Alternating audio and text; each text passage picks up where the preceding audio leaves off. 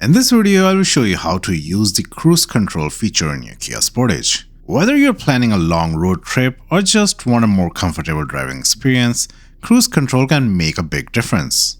First, let's identify the cruise control buttons on your steering wheel. On right-hand drive Kia Sportage models, these buttons are located on the right side of the steering wheel.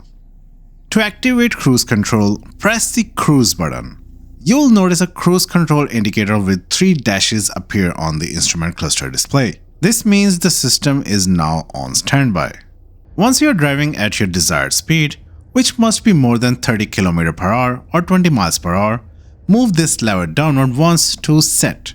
Your current speed will be set as cruise speed and it will appear next to cruise control indicator light. Take your foot off the accelerator and the car will maintain this speed automatically. To adjust your speed, move this lever up or down.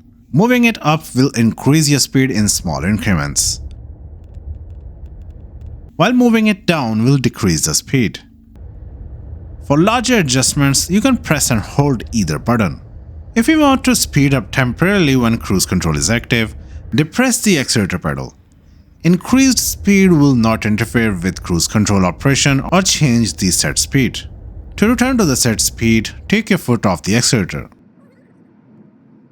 If you want to cancel cruise control temporarily, press the brake pedal or press the cancel button on the steering wheel. This will not turn off cruise control but will pause it. To resume your set speed, simply move this lever upward once to resume position. The vehicle will speed up or down to your previously set speed.